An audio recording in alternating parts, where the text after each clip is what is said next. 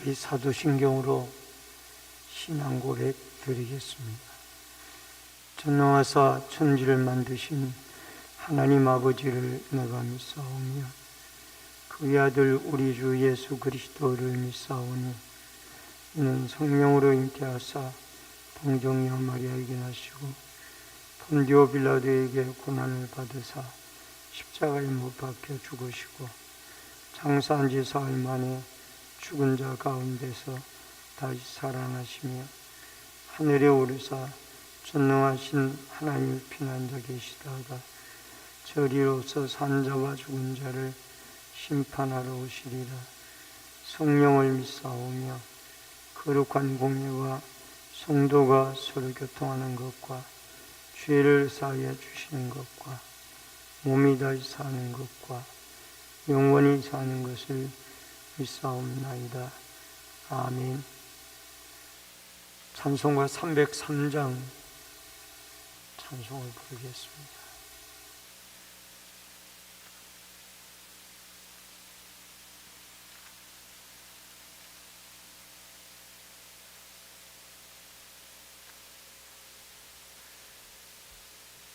날 위하여 십자가에 중한 고통 받으사 대신 죽은 주 예수의 사랑하신 은혜여 보배로운 피를 흘려 영영 죽을 죄에서 구속함을 받은 우리 어찌 찬양 안 할까. 예수 안에 있는 우리 한량없이 즐겁고 주 성령의 위로함이 마음속에 차도다. 천국 음악 소리 같은 은혜로운 그 말씀 끊임없이 듣는 우리 어찌 찬양 안 할까. 이 세상에 모진 풍파 쉬지 않고 불어도 주님 안에 보호받는 우리 마음 편하다. 늘 깨어서 기도하고 저 천국을 바라며 주님만을 기다리니 어찌 찬양 안 할까. 하나님의 말씀은 민수기 19장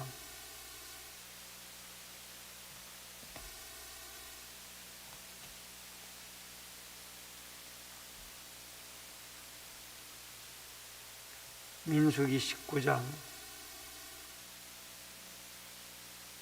11절로 22절의 말씀입니다. 사람의 시체를 만진 자는 이레 동안 부정하리니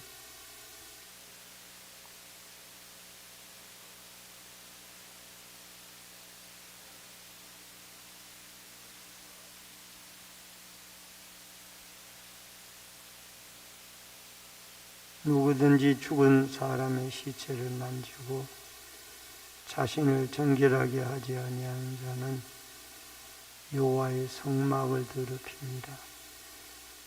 그가 이스라엘에서 끊어질 것은 정결하게 하는 물을 그에게 뿌리지 아니하므로 깨끗하게 되지 못하고 그 부정함이 그대로 있음이니라.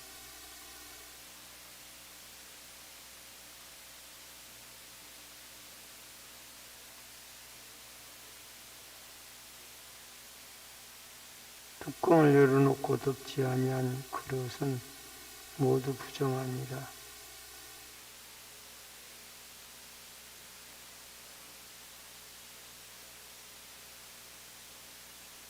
그 부정한 자를 위하여 죄를 깨끗하게 하려고 불사른 재를 가져다가 흐르는 물과 함께 그릇에 담고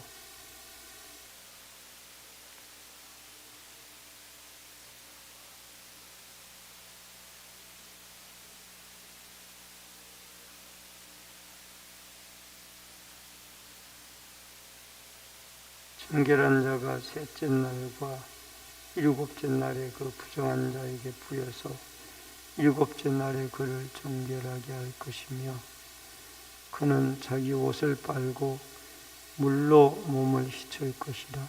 저녁이면 정결하리라.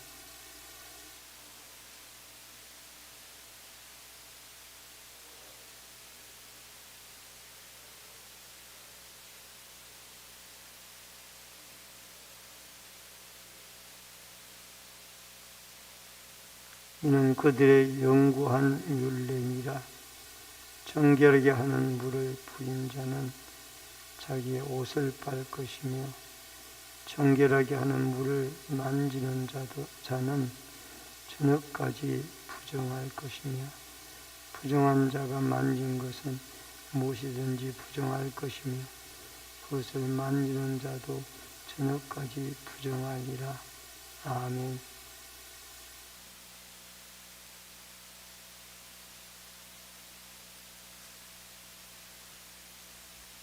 오늘은 민수기 19장 11절로 22절의 말씀을 중심으로 정결과 부정의 존재라는 주제로 말씀을 통해서 은혜를 나누도록 하겠습니다.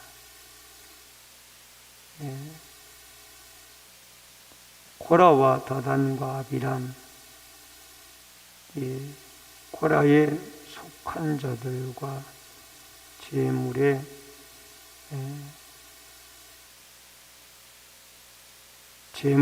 그 어떤 들이다가 250명이나 죽임을 당하였고 또 향로에서 불이 나와서 250명은 타서 죽었습니다. 그리고 연병에 죽은 사람도 14,700명이나 되어졌고 이 죽은 사람의 시신이 이스라엘 진영 이곳저곳에 많이 있었던 것입니다. 그래서 이 죽은 시신으로 인하여 부정케 되어지는 일들이 이 이스라엘 백성들에게 태반사가 많이 존재를 했던 것입니다. 이런 상황에서 어떻게 이 부정하게 되어진 사람들이 정결함을 받을 수 있는가? 하나님은 이 정결법을 마련해서 그들이 이 시신으로 말미암아 더럽혀진 상황에서 정결하게 하는 법을 정결수를 만들도록 그렇게 만들어 지도를 해 주셨습니다. 여러분, 먼저 흠이 없고 아직 멍에를 메어보지 아니한 붉은 이 암송아지를 잡아다가 제사장 엘리야살에게 주고 또 그 제사장 엘리야살은 그 잡은 송아지를 진영 밖으로 끌고 나가서 죽이게 되어지고 제사장은 그 송아지의 피를 손가락으로 찍어서 7번 회막을 위하여 뿌리게 되어지고 또 이 소의 가죽과 고기와 피와 똥을 불사르게 되어지며 제사장은 그 불살라 불이 타고 있을 동안에 이 백향목과 우슬초와 홍색 실을 가져다가 같이 그 불에다가 태웁니다.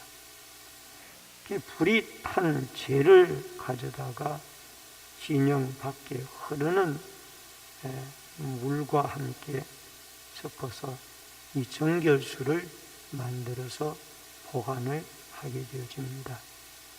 부정하게 되어진 사람은 이 정결수로 자기 몸을 깨끗하게 하는 이런 관례를 하나님이 허락해 주신 것입니다. 여러분, 11절로 13절의 죄에 대한 존재입니다. 여러분, 시체의 죽음은, 시체는 이 죽음을 상징합니다. 이 눈에 보이는 이 시체는 바로 사람은 이렇게 죽는 것이다 라는 것을 보여주고 있습니다. 특별히 요한복음 10장 10절에 내가 온 것은 양으로 생명을 얻게 하고 더 풍성하게 얻게 하려는 것입니다. 예수님이 땅에 오신 것은 이 시체로 가득한, 죽음으로 가득한, 죄악으로 가득한 이 세상에서 생명을 얻게 하기 위하여 이 땅에 오셨습니다. 사람의 시체를 만진 자는 1일 동안 부정한, 7일 동안 부정하다는 것. 여러분, 여기에 부정한 사람을 느끼는 사람은 바로 정결하게 하는 예법을 따라서 몸을 깨끗하게 씻고 정결하게 해야 한다는 겁니다. 12절에 보면은 셋째 날과 일곱째 날에 잿물, 여기에 잿물은 바로 암송아지를 태워서 거기에다가 백향목, 또 우슬초, 그 다음에 홍색실을 갖다 넣어서 태워 만든 재에 흐르는 생수를 가져다가 이 잿물을 만듭니다. 그 잿물로 자신을 정결하게 할 것이요 그리하려니와 셋째 날, 일곱째 날에 자신을 정결하게 하지 아니하면 그냥 부정하니, 이 시기가 지난다고 해서 부정하는 것이 없어지는 게 아니에요. 일주일이 지났다고 해서 부정한 것이 없어지는 게 아니라는 거예요. 분명히 이 정결케 하는 정결수 잿물에 자기를 셋째 날에 옷을 빨고 목욕을 하고 일곱째 날에 옷을 빨고 목욕을 해서 깨끗하게 정결의식을 행하여야 한다라는 것입니다. 여러분, 13절에 보니까 누구든지 정결하게 하지 아니하는 자는 성막을 더럽히는 것이고 라는 말씀이 나옵니다. 자기 자신만 더럽히는 것이 아니라 이스라엘 공동체 전체를 하나님의 성막을 더럽히는 이런 죄를 범하기 때문에 이 부정케 한 자는 바로 이스라엘에서 끊어지게 되어진다. 왜냐하면 그 한 사람으로 인해서 공동체 전체가 다 부정하게 되어지기 때문입니다. 레위기 15장 31절에 보면은 너희는 이와 같이 이스라엘 자손이 그의 부정에서 떠나게 하여 그들 가운데 내 성막을 그들이 더럽히고 그들이 부정한 중에서 죽지 않도록 할지입니다. 여러분, 구약시대에는 철저하게 한두 사람의 부정함이 해막 전체를 더럽히기 때문에 그들의 세계에서 끊어버리라, 그렇게 말씀을 하고 있습니다. 여러분, 죄는 이렇게 죽음에 이르게 하고 있습니다. 그러므로 우리는 개인의 죄를 하나님 앞에 회개하지 않고 그냥 두게 되어지면은 우리 한 사람뿐만 아니라 공동체 전체가 하나님 앞에 부정하게 되어진다라는 것. 그러므로 작은 죄라도 우리는 우리 자신의 죄를 회개하게 되어질 때 나의 정결함으로 인하여 공동체도 정결하게 되어진다라는 겁니다. 하나님의 방법으로 속죄를 해야 합니다. 14절로 16절의 말씀인데 14절에 보니까 장막, 집에서 사람이 죽었을 때에 누구든지 그 장막에 들어가는 자와 그 장막에 있는 자가 다 부정하다라는 겁니다. 사람이 집안에서 죽었어요. 그러면은 그 집안에 있는 사람이나 그 집에 들어가는 사람이나 모두 다 7일 동안은 부정하다는 것입니다. 그래서 7일 안에 재물을 가져다가 정결하게 하는 의식을 해서 정결한 사람으로 되어져야 된다라는 겁니다. 여러분, 놀라운 것은 15절에 보니까 뚜껑을 열어놓고 덮지 아니한 그릇도 부정하다고 했어요. 뚜껑을 열어놓지 않고 덮지 아니한 이 말은 이 죄의 오염성이 그렇게 강하다라는 거예요. 틈만 있으면은 이 죄의 오염성은 오염이 되어진다라는 거예요. 그 다음에 16절에 보니까 덜에서 사람이 죽었는데 그 사람의 뼈나 무덤을 만졌으면은 이래 동안 부정하다. 집에서뿐만이 아니라 덜에서도 죽은 시신을 만지게 되어지면은 부정하게 되어진다라는 것을 말씀을 하고 있습니다.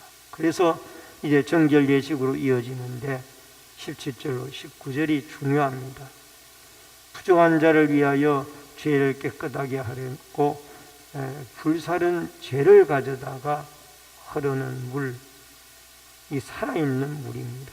물과 함께 그릇에 담아 정결한 자가 여기에 제사장이 하는 게 아니에요.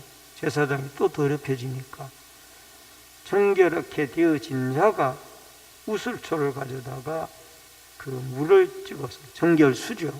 정결수를 찍어서 그의 장막과 기구와 거기에 있는 사람들에게 뿌려 죽임을 당하지 않도록 정결 예식을 행하여 줘야만 합니다.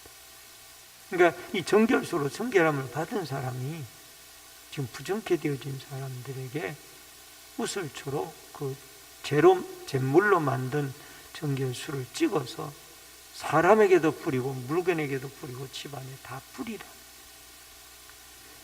그래서 셋째 날과 일곱째 날의 19절에 보면은 이것을 하라고 그랬는데 왜 이 셋째 날에 하고 일곱째 날에 하느냐?